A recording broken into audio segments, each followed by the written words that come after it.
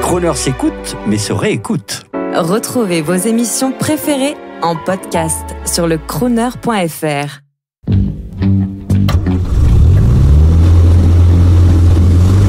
Prestige, automobile et collection.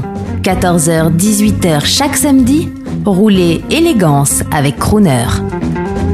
Bonjour, François Melchion pour Radio Crooner.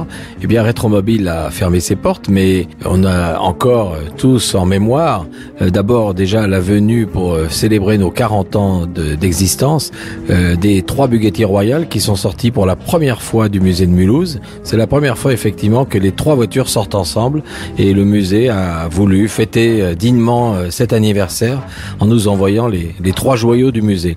Mais ça n'était pas les seuls temps forts de cette édition, puisque nous avons eu également une douzaine de voitures qui viennent d'Italie, voitures qui sont amassées par monsieur Corrado Lopresto, qui est un architecte milanais, qui met un point d'honneur à collectionner les voitures fabriquées à un exemplaire. Ce sont donc des voitures, en général, ce que l'on appelle communément les concept cars, et qui sont des voitures fabriquées à un exemplaire et qui sont donc des voitures de carrossier. Alors, lui, évidemment, vu la nationalité italienne, il préfère forcément les châssis Alfa Romeo, Lancia, etc.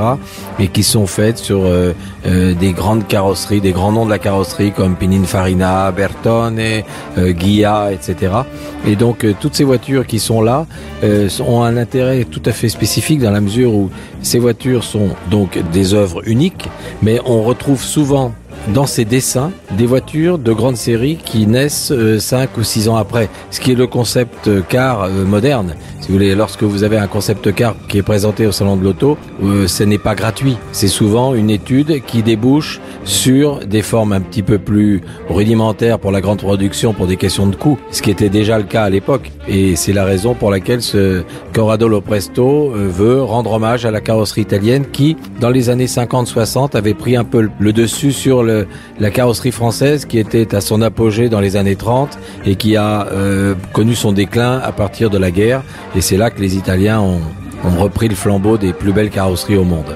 Et puis, on avait également une très belle exposition de Pegaso, marque espagnole, qui a fabriqué en tout, en 5 ans, 84 voitures. Vous voyez, c'est quand même très peu. Et on avait ici réuni 14 exemplaires.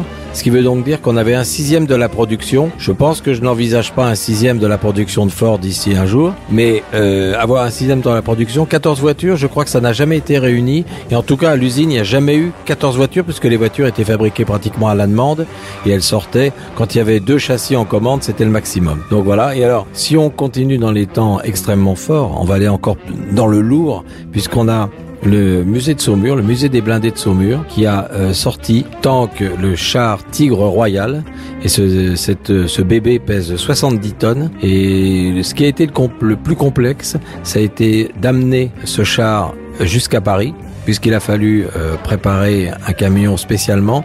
Et l'attelage complet faisait 130 tonnes. Il y avait 3 motards. Il a mis 48 heures pour venir de Saumur, puisqu'il y a des problèmes quand même de passage sous certains ponts, sur certains ponts, des carrefours, un petit peu compliqués à prendre, avec des itinéraires étudiés, puisqu'il n'avait pas le droit de rouler sur le périphérique, pas le droit de rouler dans Paris à certaines heures. Donc ça a été une grande aventure, et c'était un petit peu notre angoisse. Et on avait aussi l'angoisse, c'est que vu les 70 tonnes du char, on avait peur qu'il nous hache menu le béton de la porte de Versailles.